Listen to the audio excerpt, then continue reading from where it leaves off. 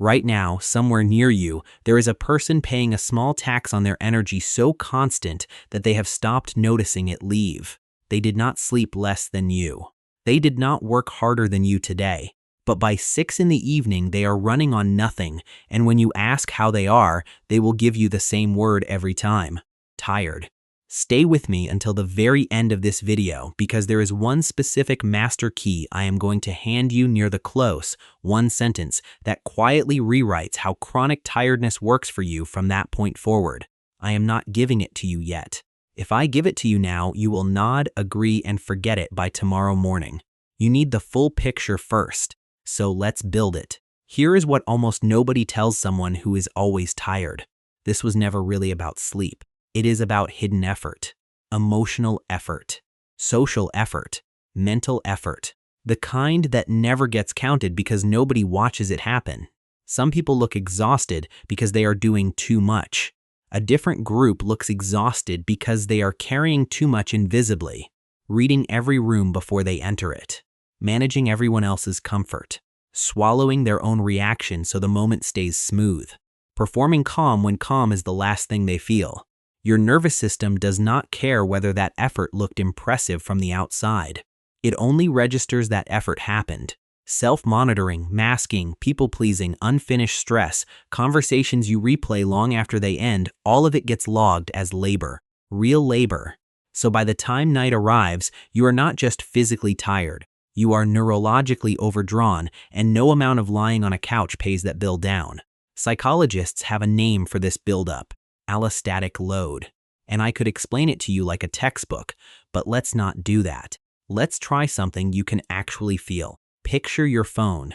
Every time you close an app, one small background process stays open. You cannot see it. You cannot feel it. Your screen looks normal, but underneath, 40 invisible processes are still running. By day 3, your phone is dying by lunchtime, and you have no idea why because you closed everything. That is your nervous system. Every unresolved conversation, every held-back reaction, every social interaction you had to perform through, every small stress you never actually finished feeling, they do not close. They stay open in the background. So on Thursday afternoon, you are dying by lunchtime for no visible reason. That is not weakness. That is a full processor running 40 invisible tabs. Now here is something I want you to actually do, not just read. Stop for 1 second and think about the last completely free hour you had. No plans. Nothing required of you. Did your mind rest in it? Or did it quietly go find a new job to do inside that silence? Worrying about someone. Replaying a conversation. Planning tomorrow. If your brain filled the empty space instead of resting in it, you already know, somewhere underneath, that this video is about you. People who are always tired often grew up somewhere rest did not feel fully safe. Maybe a parent's mood set the temperature of the whole house. Maybe nobody ever said the words out loud, but you understood early that things went easier if you were the calm one, the easy one, the one who did not add to the pile.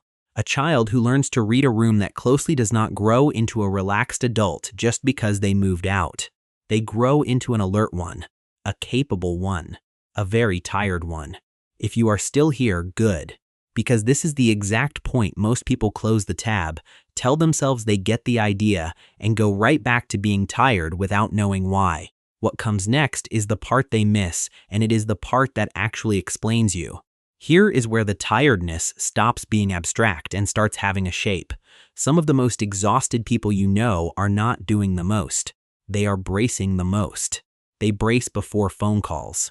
Brace before opening messages they already suspect are bad news. Brace before certain relatives walk in the door. Brace before saying how they actually feel, so most of the time they simply don't.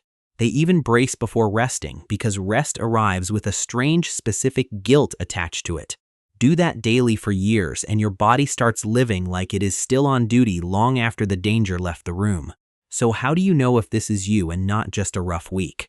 Ordinary tiredness has a schedule. It shows up with the demand and leaves when the demand does.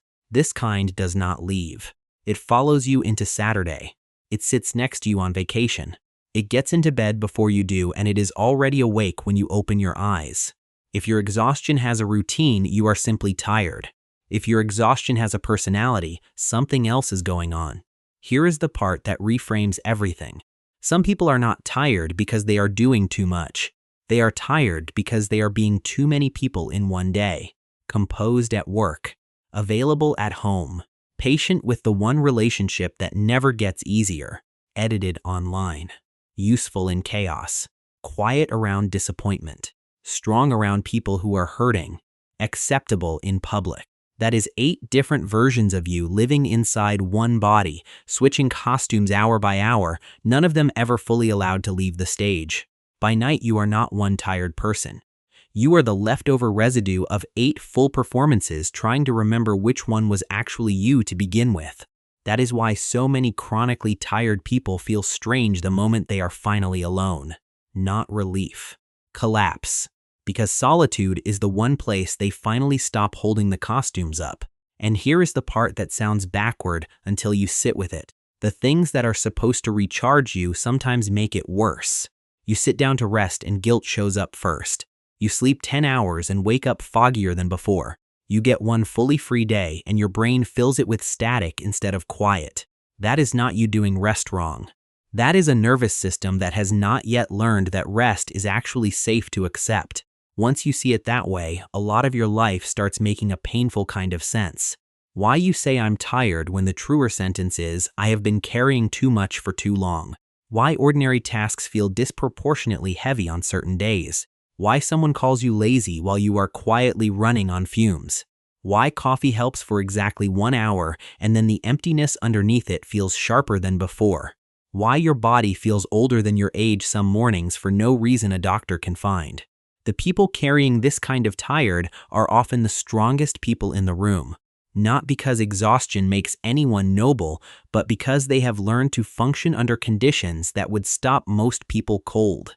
They answer while overwhelmed. They smile while depleted. And because they are still technically functioning, nobody clocks how close to empty they actually are. Half the time, not even them. So here finally is the master key I promised you. The people who finally get out of chronic tiredness do not do it by adding more rest to their week. They do it by subtracting one specific version of themselves that was never real to begin with. That composed one. That agreeable one. That never a problem one. The version that was built at age 7 to keep a room calm and has been running the operating system of your adult life ever since. That version costs energy every second it is switched on. And you have been running it in the background since before you had a choice.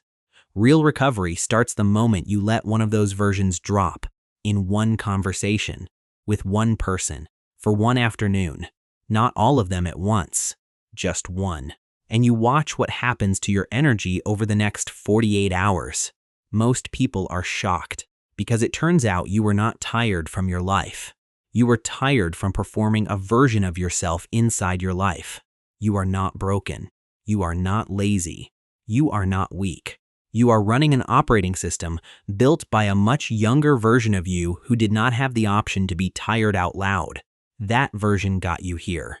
That version deserves credit. And that version is finally allowed to rest. If this described you more accurately than you were ready for, do me one small thing. Like this video. It genuinely tells the algorithm to send this to the next tired person who needed to hear it, and there are a lot of them scrolling right now. Then subscribe to the channel, because everything I make lives in this same quiet corner of psychology, the one that finally names what you have been feeling for years. And in the comments below, tell me the real word for your exhaustion, not the medical one, the one that only makes sense inside your own head. I read them.